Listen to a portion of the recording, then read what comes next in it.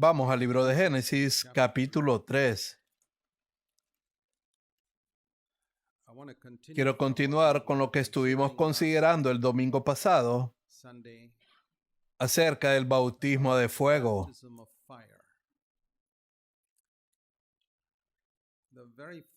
La primera vez que se menciona el fuego en la Biblia es aquí en el libro de Génesis, capítulo 3. En el versículo 24 dice que Dios puso una espada de fuego que se movía para guardar el camino hacia el árbol de la vida.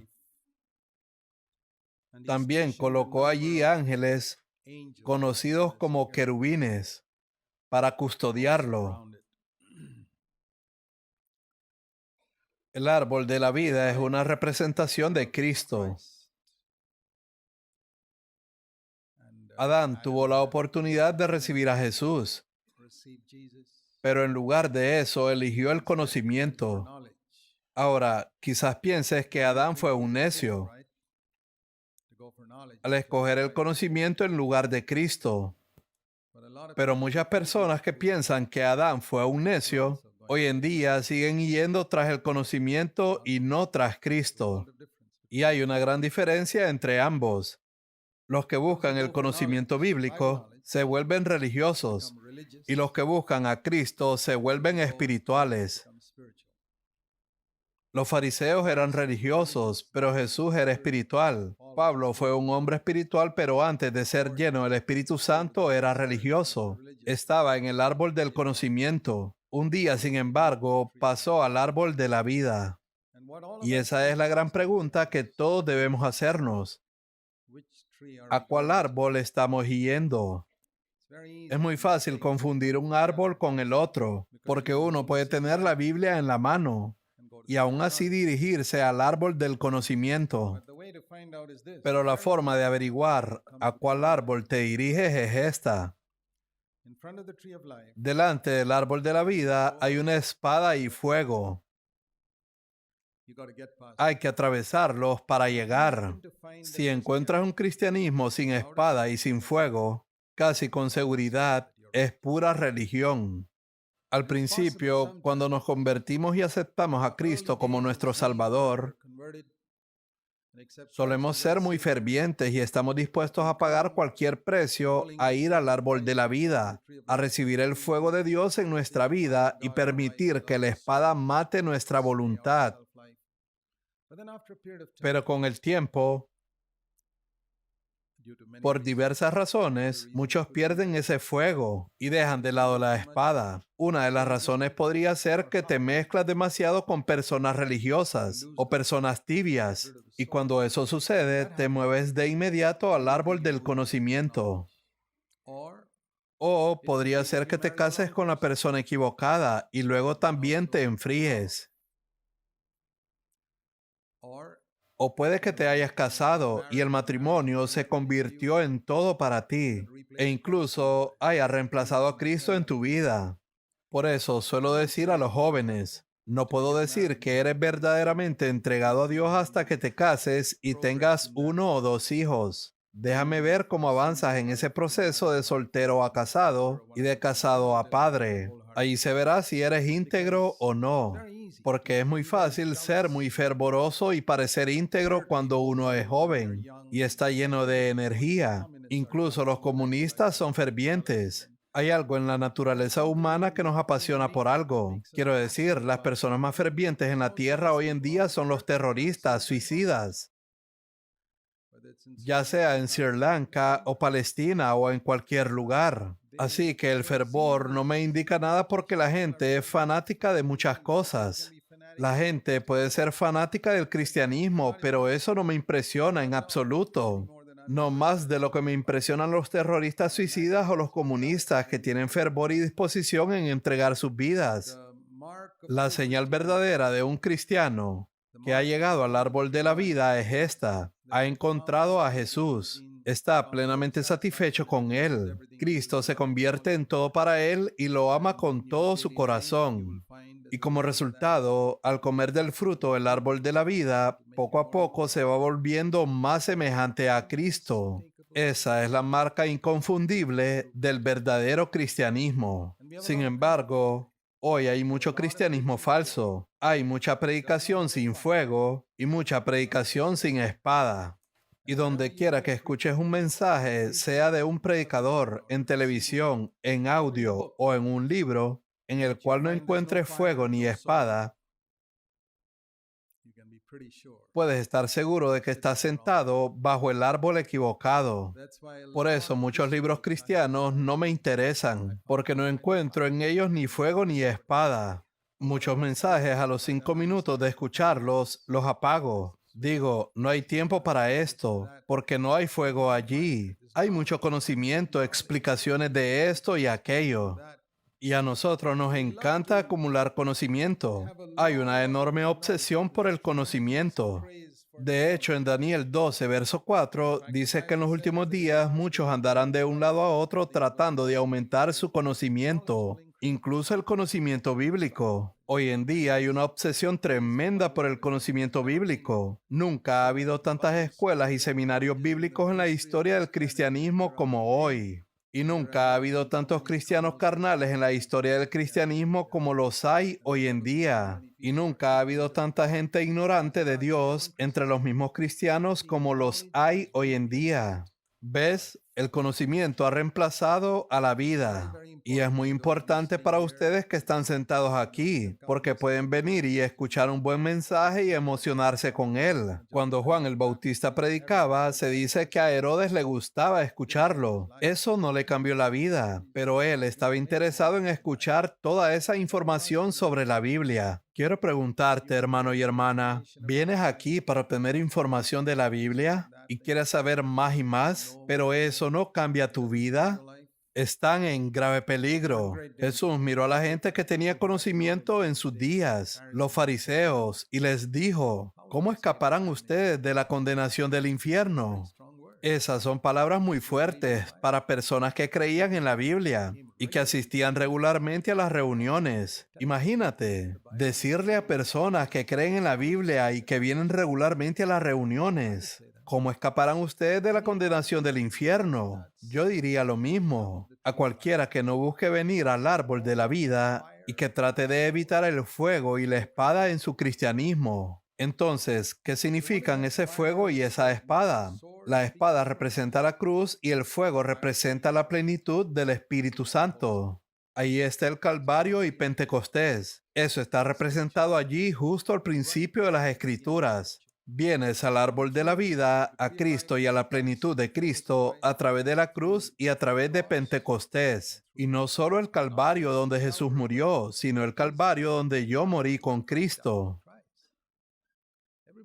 A todos les gusta aceptar la cruz donde Jesús murió, pero es más que eso. El camino hacia el árbol de la vida está abierto y se llama el camino nuevo y vivo.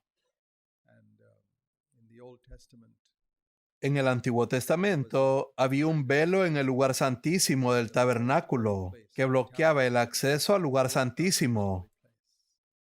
Y en ese lugar santísimo estaba el fuego de Dios. Nadie podía entrar allí, nadie podía acercarse al fuego de Dios, no podía llegar al árbol de la vida. Es la misma imagen en el tabernáculo. No se podía llegar a ese fuego hasta que un día, cuando Jesús murió en la cruz, dice que ese velo se rasgó de arriba a abajo.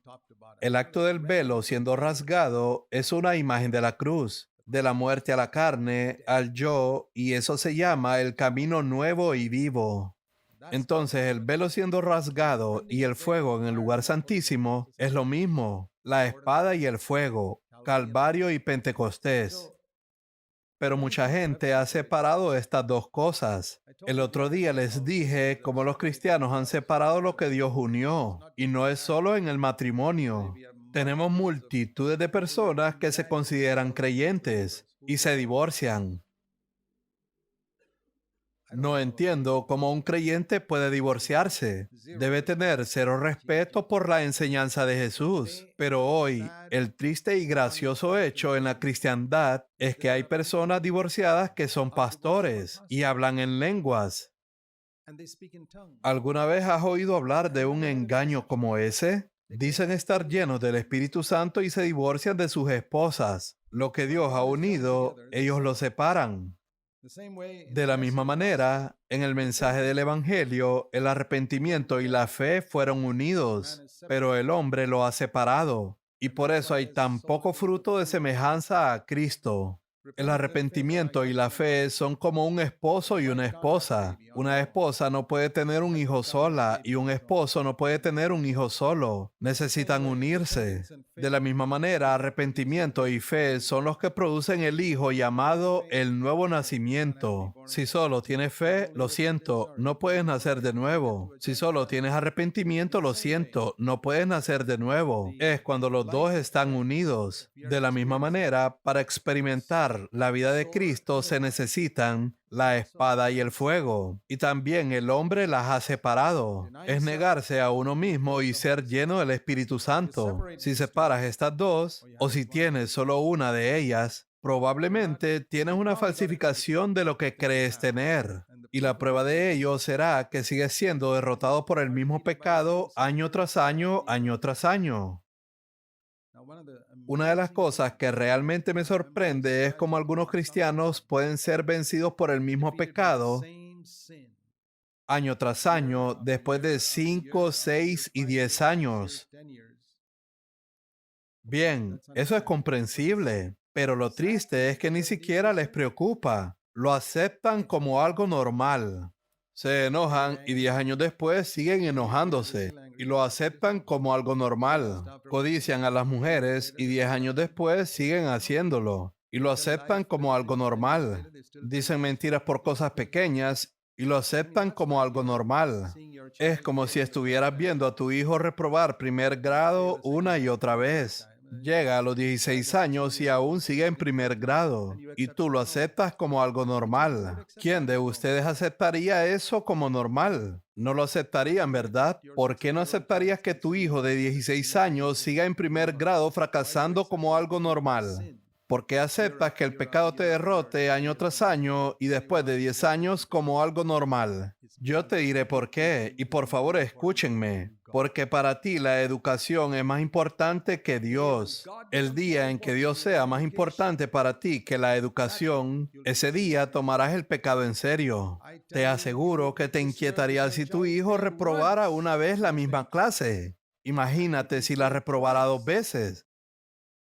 Vaya, eso sí te alteraría de verdad. Te preocuparías por un hijo fracasado que reprueba 3 o 4 veces la misma clase y que no puede sumar 5 más 5. Sabes, he llegado a comprender esto. Dios es galardonador de los que le buscan diligentemente. Podemos orar por el fuego de Dios en nuestras vidas. Podemos decir, Señor, quiero caminar por el camino de la cruz, quiero seguirte y muchas cosas más. Pero si Dios ve que no somos completamente sinceros al respecto, Él simplemente te pasará por alto. Alguien más será bendecido y tú serás pasado por alto, porque Él ve que no eres completamente sincero al respecto. Te gustaría tener algo de información, pero no lo tomas en serio. Así que por favor recuerden estas dos cosas, queridos hermanos y hermanas. Les digo esto por su bien, para que no se dejen engañar por mucha predicación cristiana de hoy, que no está de acuerdo con las escrituras. Y la prueba de esto es que no los está conduciendo a la piedad. El fuego de Dios siempre va junto con el camino de la cruz. Recuerdo cuando buscaba el bautismo en el Espíritu Santo, siendo un joven de unos 23 años más o menos. Dios me mostró con claridad que hay una relación muy cercana entre escoger el camino de morir al yo y recibir el poder del Espíritu Santo. Y nunca lo he olvidado. Al crecer en la vida cristiana y observar el cristianismo, veo que esto se ha separado. Veo que ha sido falsificado, igual que muchas otras cosas. Por ejemplo, existe una falsa negación del yo. Esa falsa negación del yo consiste en que mi voluntad nunca es crucificada, pero nos negamos en ciertas cosas externas. Muchas religiones paganas enseñan el ayuno. Ahora bien, yo creo en el ayuno y creo que el ayuno es una forma de negación al yo, pero no es un sustituto. Una fruta separada del árbol, tarde o temprano se pudre. El ayuno es bueno, pero si no nace de un árbol del morir al yo, es inútil. En cambio, si está unida al árbol, esa fruta siempre se mantendrá fresca. Incluso dentro de algunas denominaciones cristianas, enseñan que no debemos casarnos si queremos servir al Señor a tiempo completo. ¿Sabías que la Biblia llama a eso una doctrina de demonios? Bastante fuerte, ¿verdad? Pero así es. Actualmente en la cristiandad hay grupos que enseñan que no debes casarte para servir al Señor. Déjame leerte un versículo para mostrarte esa forma falsa de negación del yo, para que no nos engañemos. Primera de Timoteo, capítulo 4, versículo 1. El Espíritu dice claramente que en los últimos tiempos, Primera de Timoteo 4, verso 1, algunos se apartarán de la fe, prestando atención a espíritus engañadores y a doctrinas de demonios, mediante la hipocresía de mentirosos. Y podrías pensar que esos mentirosos son estafadores mundanos, pero no, son sacerdotes y pastores cristianos quienes te enseñarán doctrinas demoníacas. Cuando escuchas doctrinas demoníacas, quizás piensas que enseñarán que Jesucristo no es Dios, o que promoverán matar gente o cometer adulterio. No, no, no. Eso no sería un engaño. El diablo no es tonto, viene como un ángel de luz, no con cuernos y pezuñas y cara espantosa, porque saldrías huyendo enseguida. No, viene como ángel de luz, enseñando cosas que parecen ser santas. Estos mentirosos han engañado tan bien y por tanto tiempo que han perdido la capacidad de decir la verdad. Te dirán que no te cases, que ese es el camino de la santidad, o que no comas ciertos alimentos, o que debes ser vegetariano para ser santo. Pero mira el contexto. La verdadera santidad se menciona en el versículo anterior, en Primera de Timoteo, capítulo 3, verso 16. La pura y verdadera piedad es un misterio. Y ese misterio se revela en Jesús, que vino en carne. Cuando vemos que Jesús vino en una carne como la nuestra, aunque sin pecado, con voluntad propia, y vivió una vida santa, entendemos que su santidad no estaba en la ropa que vestía. Mucha gente piensa que la santidad está en la forma de vestir de las personas, pero no. Es en la vida interior que se manifiesta en la carne. En contraste a eso, el Espíritu Santo dice en el siguiente versículo que habrá gente que enseñará otra forma para llegar a ser santo. Ese es el tipo falso de negación del yo. Renuncia a esto, deja aquello, abandona lo otro y será santo. Eso es un engaño. La verdadera santidad y la negación del yo es interior. Es cuando ya no vivo para mi reputación, mi dignidad o mi nombre, sino para la dignidad de Cristo y su nombre. Mi oración es: santificado sea tu nombre, Padre. No santificado sea mi nombre. Así que esa es una cruz falsa. Y también hay un fuego falso. Mencioné el otro día cómo en Levítico capítulo 9 y capítulo 10 ves el contraste entre el fuego verdadero y el falso. En Levítico capítulo 9, verso 24, leemos que el fuego descendió del cielo cuando se presentó la ofrenda. Y luego en Levítico 10, verso 1, Nadab y Abiú presentaron un fuego extraño. Así que hoy existe una falsa negación del yo, una falsa cruz y también hay un fuego falso. Y aún donde las personas entienden el verdadero camino de la cruz, a menudo ignoran el bautismo de fuego. Y muchos que creen en el bautismo del Espíritu Santo no enseñan el camino de la cruz. Y cuando estas dos cosas se separan, no se llega al árbol de la vida. Recuerda que delante del árbol de la vida hay fuego y una espada de fuego. Por favor, recuerda eso para que no vayas a ser descarriado. El problema con muchísimas personas que predican el bautismo del Espíritu Santo en sus iglesias es que jamás escucharás allí enseñanzas sobre la muerte del yo. Jamás escucharás sobre el camino de la cruz, el camino de la negación a uno mismo o el camino de ser crucificado con Cristo. Y luego tienes otras iglesias que hablan de negarse a uno mismo, de la verdadera negación del yo y de ser crucificado con Cristo. Pero nunca creen en el bautismo del Espíritu Santo.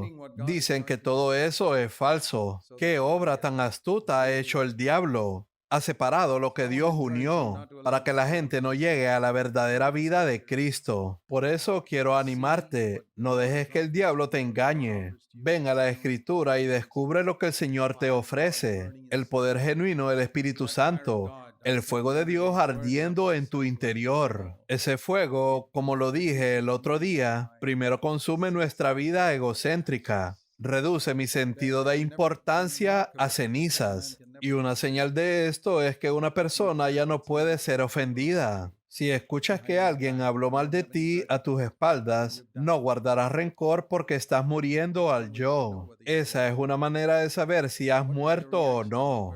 ¿Cuál fue tu reacción cuando oíste que alguien habló mal de ti? ¿Te molestó? Bueno, entonces solo estás aparentando estar muerto. No lo estás de verdad. ¿Sabes la diferencia entre un hombre muerto y un hombre estar aparentemente muerto? Si aquí hubiera un hombre muerto real, podrías decir lo que quieras de él. Ni siquiera cambiaría su expresión. Pero cuando los niños juegan a hacerse los muertos, pronto descubres si lo están o no. Y así pasa con muchos cristianos. Solo fingen estar muertos. Alguien dice algo de ellos o les hiere y allí mismo se nota que no están muertos en absoluto. La Biblia dice en Romanos 6, verso 11, considérense muertos. Eso es una de las cosas maravillosas que Jesús logró en la cruz. Pero muchos tratan de saltarse ese paso para llegar a la vida de Cristo de otra manera. Quiero decirte con claridad, no hay otro camino. Jesús dijo, donde yo esté, allí también estará mi siervo. ¿Sabes de dónde viene ese versículo? Déjame mostrártelo. Juan 12, verso 26. Donde yo esté, allí también estará mi siervo. Juan capítulo 12, verso 26. Quien quiera servirme, debe seguirme. Y donde yo esté, allí también estará mi siervo. ¿Dónde está él hoy? A la diestra del Padre. Yo quiero estar allí. ¿No quieres tú estar allí algún día? Ahora, la pregunta es, ¿cómo llegó él allí? ¿Cuál fue la ruta que tomó Jesús para llegar a la diestra del Padre? Fue el camino de la cruz. Si yo intento evitar ese camino, nunca llegaré allí. Mire el versículo 24. Les aseguro que si la semilla de trigo no cae en tierra y muere, se queda solo. Está hablando de la muerte. Ese grano de trigo es Jesús, en primer lugar. Él fue el grano de trigo que cayó en tierra y murió. Y de eso ha venido fruto en abundancia. Y Él está diciendo, donde yo estoy, en la tierra, muerto y sepultado, allí estará también mi siervo. Debemos leerlo en su contexto. Y luego el versículo 25 también se refiere a lo mismo. El que ama su vida, la pierde. Si intentas preservar tu vida egoísta, tu dignidad, tu reputación, tu nombre, tu comodidad, y también no quieres que nadie te hiera, si quieres cuidarte a ti mismo, te lo digo, la perderás. En cambio, el que aborrece su vida en este mundo la conservará para la vida eterna. De nuevo, habla del camino de la cruz, y luego dice en el verso 26, donde yo esté, allí también estará mi siervo. Así que Jesús fue por ese camino, y cuando decimos que queremos seguirle, ese es el camino a tomar. No es un camino infeliz, Mucha gente piensa que el camino de la cruz es un camino sombrío, miserable y triste. Lo es si no recibes el fuego. Las personas que predican la negación del yo sin el bautismo del Espíritu Santo son bastante sombrías. Pero cuando combinas ambos, la cruz y el Espíritu, no es sombrío, porque el fruto del Espíritu es gozo. Te diré algo que descubrí en mi vida. Nunca tuve tanto gozo como cuando supe lo que significa estar lleno del Espíritu y caminar en el Espíritu. El mal humor y el desánimo desaparecen al 100%. Te levantas cada mañana de buen humor. Nunca tienes un sueño impuro o de terror. Nunca. ¿Es eso una mala vida o una buena vida? Porque el fuego lo consume todo. Y has escogido el camino de la negación del yo. Donde yo esté, allí también estará mi siervo. Hermanos y hermanas, por favor, escúchenme. El diablo está robándole su herencia en Cristo.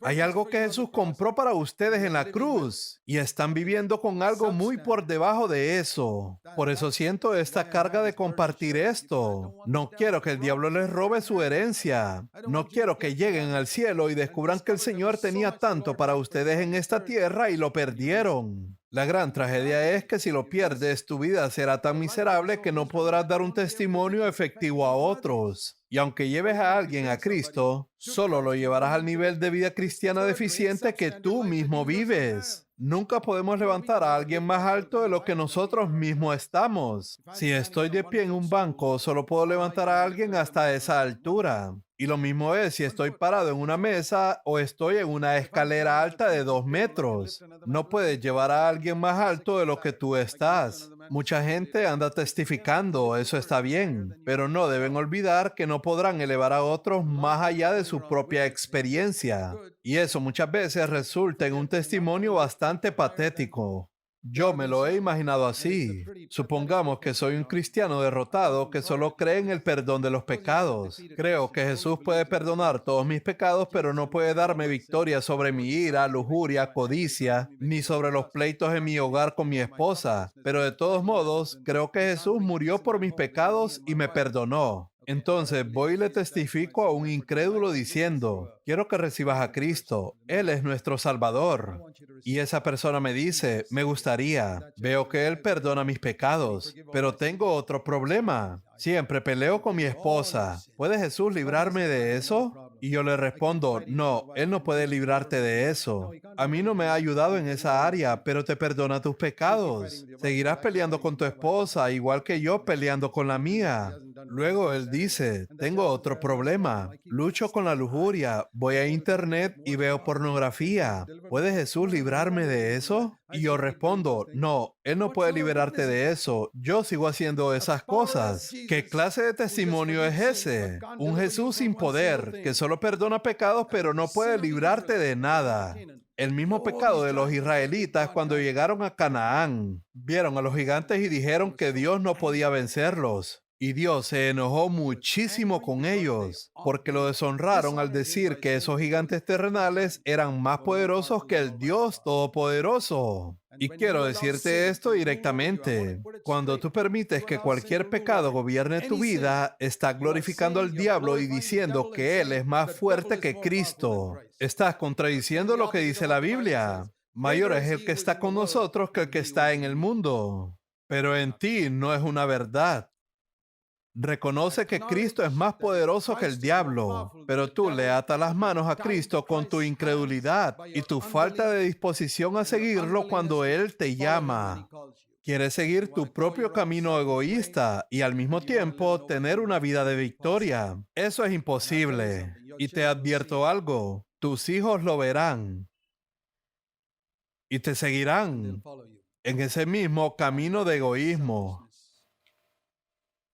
Ellos aún no están casados, así que no tienen a quien gritarle, pero seguirán tras otras formas de mundanalidad. Buscarán la música rock, por ejemplo. ¿Eso es lo que quieren? Tú tienes una forma de egoísmo y ellos tienen otra. Tú intentas corregirlos en lo de ellos, pero no has tratado con lo tuyo. ¿Qué sentido tiene? El mal que ves en tus hijos es simplemente otra forma del mismo egoísmo que tú tienes. No es la misma forma, no es la misma manifestación. La tuya es una forma, la de ellos otra. ¿Qué sentido tiene tratar de deshacerse del egoísmo de ellos? Primero trata con lo que está en ti. Que la espada caiga sobre ti.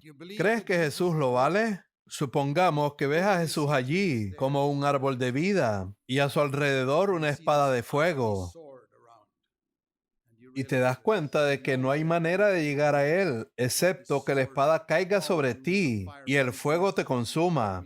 ¿Qué dirás entonces? Dirías, bueno, déjame pensarlo, Señor. Mejor me retiro. No quiero pagar ese precio para venir a ti. Esta es justamente la razón por la que encuentro a tantos cristianos insatisfechos, infelices, miserables y sombríos. Eso no es el verdadero cristianismo. Y lamentablemente debo decir que lo mismo he visto en muchos misioneros que han venido de otros países. De todos los misioneros que he conocido en mi vida, creo que solo el 2% eran verdaderamente piadosos, hombres de Dios, por los que doy gracias porque vinieron desde muy lejos para venir a este país a manifestar a Cristo. Pero más del 90% de los misioneros que he conocido eran gruñones amargados y derrotados por el pecado. Y tras muchos años en esta tierra, seguían siendo amargados. Eso demuestra que no sirvieron a Dios. El otro día le dije a alguien que hablaba mucho sobre el ministerio. Quiero decirte algo acerca del ministerio. ¿Cómo puedes saber si realmente estás sirviendo a Dios? Déjame mostrarte un versículo en Romanos capítulo 6, verso 22. En Romanos 6, verso 22 se nos muestra una manera de comprobar si verdaderamente servimos a Dios y no a nosotros mismos.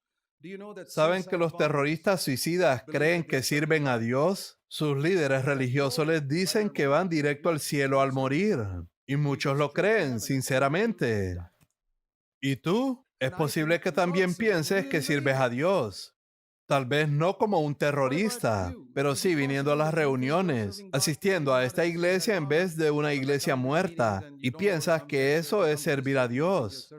No quiero que seas engañado. Esa es la única razón por la que te digo esto directamente. Romanos capítulo 6, verso 22 dice, pero ahora que han sido liberados del pecado y se han puesto al servicio de Dios, cosechan la santidad que conduce a la vida eterna. Ahora, muchos cristianos solo conocen el siguiente versículo, Romanos 6, verso 23. El regalo de Dios es vida eterna. Es sorprendente cómo la gente busca los versículos fáciles y no se dan cuenta del contexto en el que está escrito. Claro, la vida eterna es un regalo de Dios. Yo creo eso con todo mi corazón. Pero también hay un camino hacia ella. Buscar la libertad del pecado, servir a Dios y como fruto de ese servicio alcanzar la santificación que lleva a la vida eterna. Eso es lo que dice el verso 22. No estoy leyendo nada fuera de contexto. Esto lo he descubierto en mi propia vida. Cuando realmente sirvo a Dios, me vuelvo más santo. Si no me hace más santo, entonces no estoy sirviendo a Dios. Te doy un ejemplo. ¿Recuerdas la historia cuando Jesús fue a la casa de María y Marta?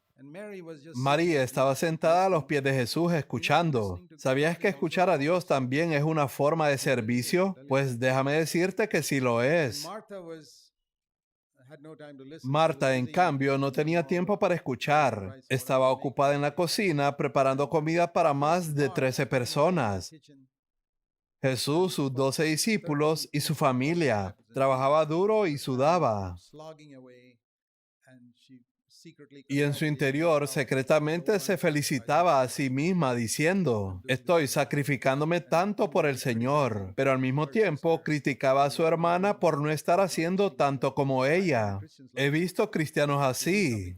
Hacen cosas para el Señor, se felicitan interiormente y se comparan con otros diciendo, Gracias, Señor, porque yo no soy como esas personas que no hacen nada para ti. Y entonces Marta viene y se presenta ante el Señor. Y esa es una representación de la forma en que tú y yo nos presentaremos ante el Señor un día cuando Él regrese. Marta se presentó ante el Señor esperando un reconocimiento o un elogio, pero en lugar de recibir eso, recibió una reprensión. Jesús le dijo, Marta, no me estaba sirviendo. Pensabas que sí, pero no. Y la prueba es que en tu corazón había quejas, críticas y reproches contra tu hermana. Eso no es servirme. Si criticas o murmuras contra tu esposo o tu esposa, no estás sirviendo a Dios y no eres santo. Estás lejos de la santidad. Eso fue lo que Jesús le dijo a Marta. Aquellos que me sirven llegarán a ser santos. No tendrán ninguna crítica hacia otras personas. Mira a María, que está sentada aquí. Ella no tiene ninguna crítica hacia ti. Ella no dice, ¿por qué no viene Marta aquí y considera lo importante que es escuchar a Jesús? No. María dice, ese es asunto de Marta. Si ella no quiere venir, está bien. Yo quiero escuchar. Lucas 10, verso 42 dice, pero solo una cosa es necesaria. María ha escogido la mejor. Déjenme decirles esto, hermanos y hermanas, para que nunca lo olviden. Si de verdad están sirviendo a Dios, no tendrán críticas internas hacia alguien que no esté haciendo lo que ustedes piensan que deberían estar haciendo, como Marta. Hay muchas personas que vienen a nuestra iglesia y dicen, ¿por qué ustedes no se dedican a la evangelización? ¿Por qué no envían personas al norte de la India? He escuchado esas historias durante años. Yo no lo juzgo, pero estoy sentado a los pies de Jesús, escuchando lo que Él me dice. Haré lo que Él me diga, no lo que estas personas me digan. Ellos no son mi Señor. Yo no soy el siervo de ellos. Si ellos quieren agitarse y molestarse porque yo no hago lo que creen que debo hacer, que se agiten. Que todas las Martas del mundo sigan estando agitadas. Aún así, yo no haré lo que ellos me digan, porque no son mi Señor. Las personas que no escuchan a Dios ni conocen a Dios se alteran fácilmente y dicen, hermano, dicen que deberías hacer esto. Será mejor que lo haga. Si te dejas mover por la presión de esas personalidades fuertes dentro de la cristiandad,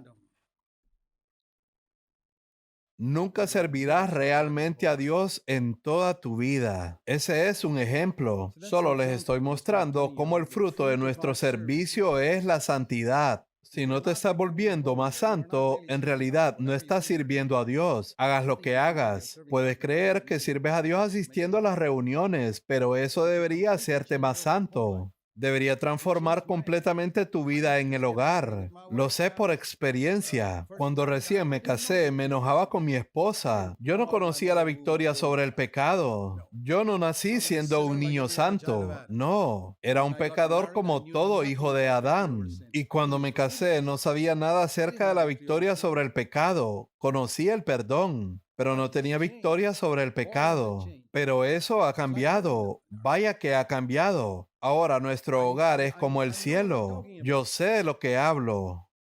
¿Sabes cómo? Con la espada y el fuego. El bautismo de fuego y la espada que destruye al yo. Elige eso y tendrás una vida maravillosa, te lo aseguro. Tendrás una vida personal y familiar maravillosa.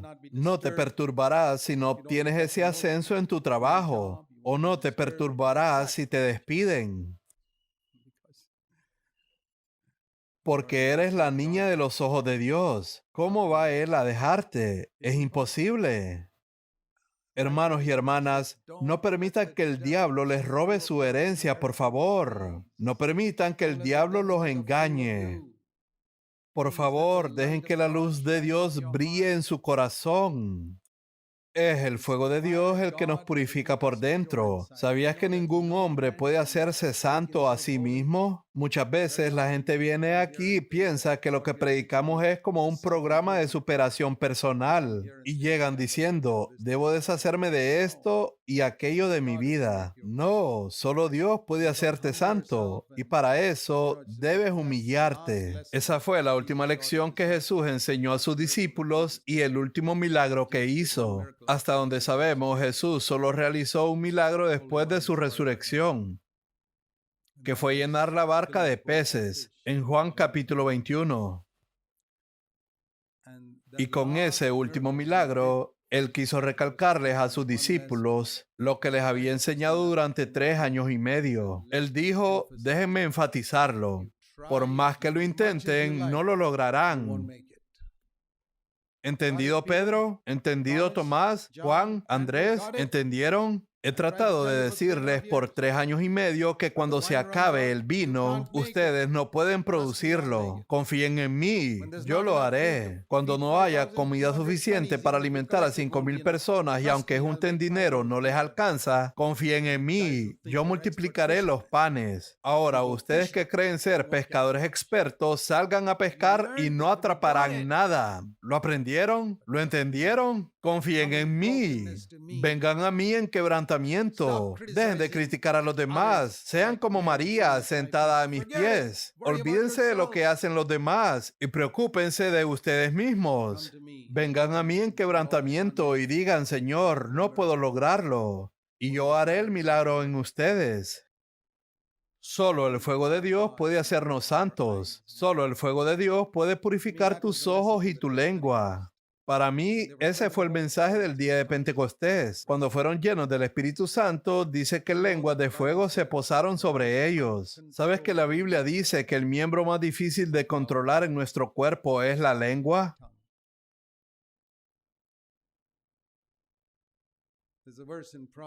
Hay un versículo en Proverbios que dice que en todo trabajo hay ganancia, excepto cuando la lengua comienza a trabajar. En cualquier otro trabajo nos cansamos, pero el hablador nunca se cansa. Así es la lengua, nunca se fatiga. ¿Te has dado cuenta de eso en ti mismo? No importa cuánto hables, no te cansas. Si corrieras tanto tiempo, te cansarías. Si trabajas con tus manos, te cansarías. Pero hablas y nunca te cansas. Es una parte del cuerpo humano. En Santiago, capítulo 3 dice que el hombre ha podido domar leones, serpientes y toda clase de animales que encuentras en el zoológico, pero la lengua ningún hombre puede controlarla. Y luego en el día de Pentecostés fueron bautizados con fuego. Y el Espíritu Santo dijo, ahora yo controlaré tu lengua. Apareció esa lengua de fuego y comenzaron a hablar en otras lenguas. Ahora, hoy en día hay muchas personas que dicen hablar en lenguas desconocidas. Y para mí, esta es la prueba para saber si es del Espíritu Santo, si lo producen ellos mismos o si es un espíritu maligno.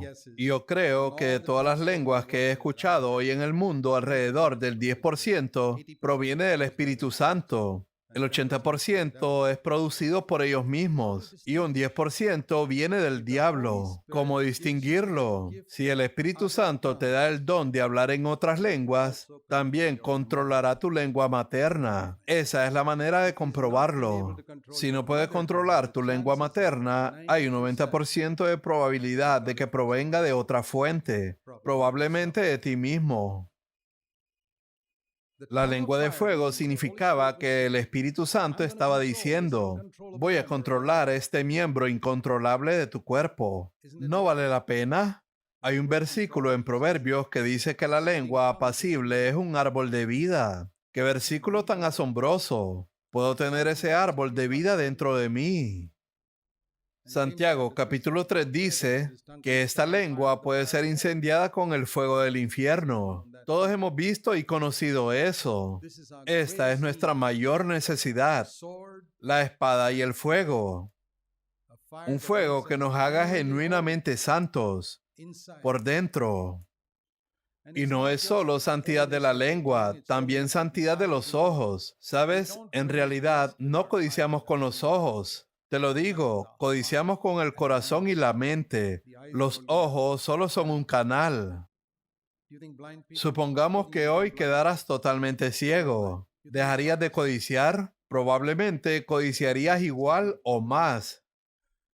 Eso prueba que no son tus ojos los que codician. La codicia está adentro, en tu corazón y tu mente. ¿Piensas que si te cortaras la lengua dejarías de enojarte? No, no es tan fácil. La ira no está en tu lengua, está en tu corazón y en tu mente. Una persona puede ser mudo y aún así estar lleno de ira. El fuego de Dios trata con el corazón. Esa es la señal del verdadero fuego. La Biblia habla del amor de Dios como un fuego. Eso es algo más que he descubierto. Cuando somos bautizados con fuego, el Espíritu Santo llena nuestro corazón, cada rincón de él con amor. Amor por Jesús y amor por los demás. Amor por nuestros enemigos. Podemos perdonar a los que nos engañan. Piensa en Jesús, que convivía con un ladrón llamado Judas Iscariote, que robaba su dinero todos los días y aún así lo amaba. Puedes mirar a alguien que te robó dinero durante 3 años y medio y al final llamarlo amigo. Eso fue lo que dijo Jesús. Amigo, ¿a qué has venido? ¿A traicionarme? ¿Ves? El Espíritu Santo puede hacer en nosotros lo que hizo en Jesús, darnos ese amor ferviente. Yo no puedo hacerlo por mí mismo. Si dependiera de mí, habría personas a las que jamás podría perdonar por lo que me hicieron. Pero cuando el Espíritu Santo me llena, no queda ninguna área en mi corazón donde haya un espíritu de falta de perdón. Y quiero decirte algo. Muchos cristianos, muchos nacidos de nuevo, muchos esposos y esposas tienen un poco del infierno en su corazón. ¿Qué quiero decir con eso? Solo hay un lugar en el universo donde no hay misericordia, el infierno. La tierra está llena de la misericordia de Dios. El cielo, por supuesto, está lleno de ella. Pero en el infierno no hay misericordia en absoluto. Y si hay un pequeño rincón en tu corazón, en tu actitud hacia alguien, donde no hay misericordia, donde eres duro con alguien sin ser misericordioso, olvidando cuán misericordioso ha sido Dios contigo, olvidando las cosas tontas y necias que tú mismo has hecho, y eres duro con alguien que comete un error, muchas veces puede ser un miembro de tu familia, tu esposo o tu esposa, o un pariente que ha sido muy duro contigo, y tienes un pequeño rincón en tu corazón, donde hay una actitud despiadada, dura y exigente hacia esa persona, entonces tienes un poco del infierno en ese rincón. ¿Lo entiendes? Quiero hacerte una pregunta directa. ¿Tienes un poco del infierno en algún pequeño rincón de tu corazón que quieres proteger? ¿Esa actitud sin misericordia? Pídele a Dios que lo queme con el fuego de su Espíritu Santo. No quiero ni un poco del infierno en mi vida, ni en mi hogar. Quiero que mi corazón sea como el cielo, lleno de amor y perdón. ¿Por qué permite Dios que enfrentemos estas dificultades en la tierra? Escucha, por favor. Dios nos está preparando. Por eso permitió que conocieras la verdad acerca de Jesús hace años, cuando lo aceptaste. Dios quiere prepararte a ti y a mí para un reino futuro que será gobernado por una sola ley. No 10 mandamientos, sino una sola ley, la ley del amor. Y ahora nos está entrenando para ello. Él me está entrenando para que un día pueda ser un gobernante en un reino donde todo está gobernado por el amor. Y hoy me está probando para ver si realmente puede entrenarme para eso. Porque no puedes ser entrenado para amar cuando la gente es buena contigo. Aprendes a amar cuando la gente es mala contigo, cuando la gente olvida cumplir lo que prometió y tú no te molestas con ellos. Ni con tu esposa al olvidar pasarte un mensaje muy importante que debías recibir. ¿Acaso tú no has olvidado cosas en tu vida o viceversa? Y aún así eres duro con esa persona, con tu esposo o esposa, como si fueras una persona perfecta. Dios es misericordioso, pero en tu corazón todavía hay un poco del infierno. Aunque ese poco del infierno esté cubierto con mucha charla y conversaciones religiosas. Y los fariseos siempre estaban llenos de pláticas religiosas. Me da un poco de miedo las personas que siempre hablan de cosas religiosas. Antes me dejaba engañar por eso cuando era más joven, pero ahora no. Uno puede discernirlo en el espíritu de la persona. Hermanos y hermanas, esta es la señal del verdadero fuego de Dios. Me hace santo y llena mi corazón de amor. Ya no hay rincones del infierno en mi corazón. Pero en lugar de eso, el diablo ha producido muchas falsificaciones en la cristiandad. Una de esas falsificaciones es el emocionalismo y la música que alimenta el emocionalismo. Si te interesa más la buena música cristiana que el fuego de Dios, probablemente eres una persona religiosa. Dime con honestidad, ¿qué preferirías escuchar todo el día? ¿Un buen disco de música cristiana o un mensaje ferviente que te confronte? ¿Crees que todas esas personas que escuchan música cristiana son espirituales? Para empezar, muchos de los que producen esas canciones no son espirituales. Y te diré por qué. Un hombre espiritual nunca, nunca y nunca hace su servicio por dinero. Déjame preguntarte, imagina que hay dos predicadores. Uno solo está interesado en hacer dinero. El otro no está interesado en hacer dinero, sino en ayudarte de verdad. ¿Cuál de los dos crees que es más probable que tenga un mensaje de parte de Dios? Tú decides. Yo ya lo decidí hace mucho tiempo. No puedo creer que un hombre que predica y está interesado en hacer dinero pueda tener un mensaje de Dios. Imposible. ¿Estás de acuerdo conmigo o no? Quizás no lo digas, pero creo que sí están de acuerdo conmigo. Ahora, pasemos al segundo punto. ¿Qué pasa con una persona que produce música para ganar dinero? ¿Crees que es probable que sus canciones vengan de Dios? Yo no lo creo. Muéstrame todos esos maravillosos discos producidos en Estados Unidos, donde el cantante no está ganando dinero. La mayoría de ellos se han hecho millonarios.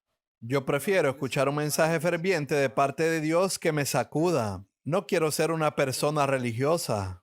No estoy en contra de la música, pero digo que ahí hay un fuego falso. Un fuego falso en emocionarse con la música. Por eso en muchas iglesias cristianas se interesan más en los ensayos del coro que en las reuniones de oración. Pregúntatelo tú mismo. ¿Prefieres un tiempo de cantos o una reunión de oración? La respuesta te mostrará dónde está tu corazón. Somos mucho más religiosos de lo que pensamos y mucho menos espirituales de lo que creemos. Lo único que intento es hacerte un chequeo espiritual para que no nos engañemos a nosotros mismos. Otro fuego falso es el de la psicología. Hoy en día hay muchas predicaciones en el cristianismo que no son más que psicología disfrazada. Se enfocan en hacer que la gente se sienta bien y segura. La psicología dice que hay tres cosas que el hombre busca: seguridad, significado y éxito. Entonces, hacen sentir segura a la gente. Usan unas cuantas palabras bíblicas para darles esa seguridad. Luego les hacen sentir importantes. Eres la niña de los ojos de Dios. Y sí, eso está en la Escritura. Pero la Escritura también dice que Dios es fuego consumidor. Y luego les hacen sentir que tendrán éxito. Dios te prosperará.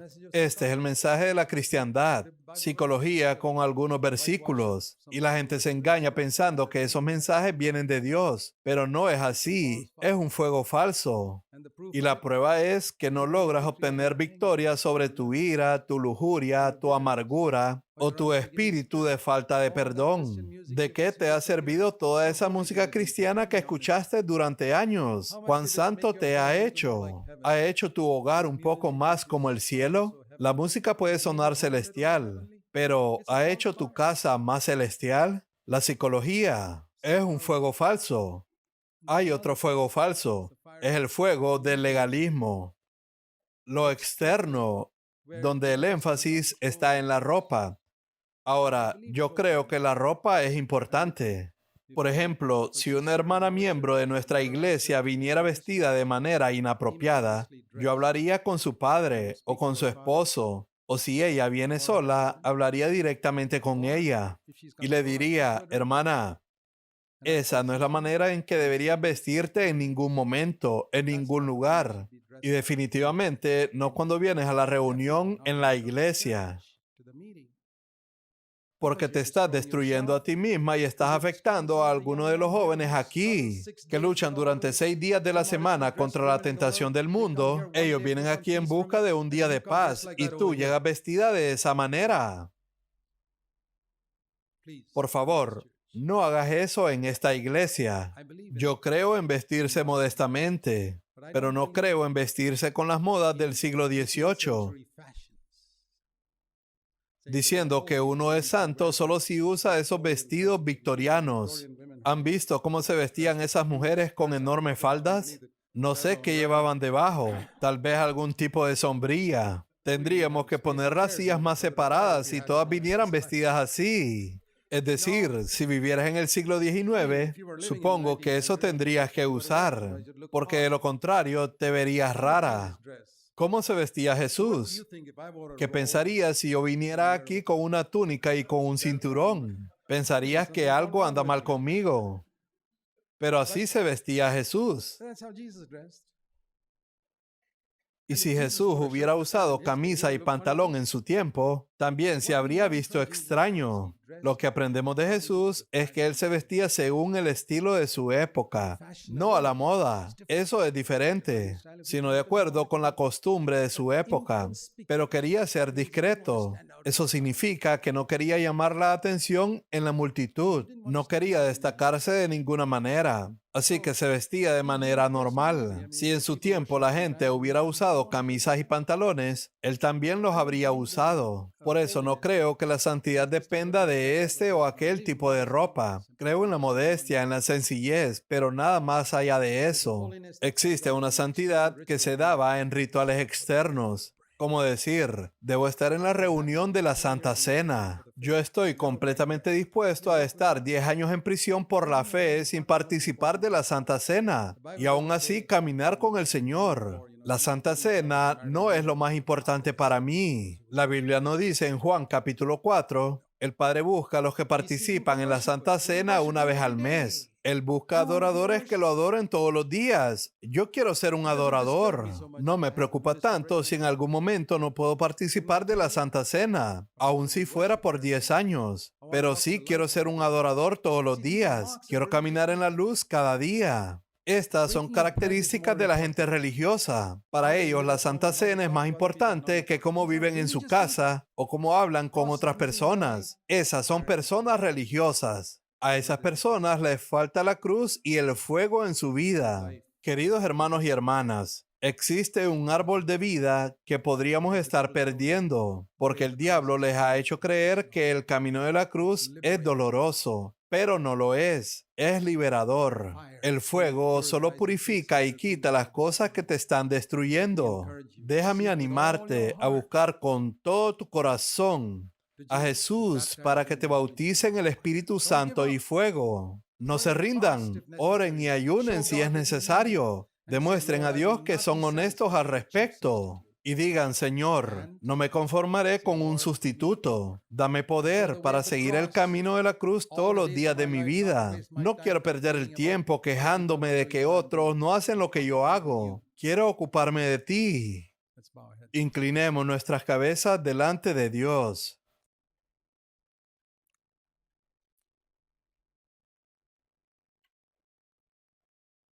Dios te habla con ternura y con amor, porque Él quiere lo mejor para ti. Quiere darte esa herencia que Cristo compró en la cruz, para tu vida y para tu hogar. No la pierdas.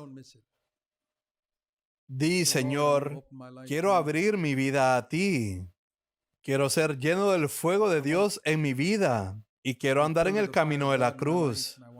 Oro para que la espada y el fuego estén siempre presentes en mi vida cada día. Ayúdame, Señor, en el nombre de Jesús. Amén.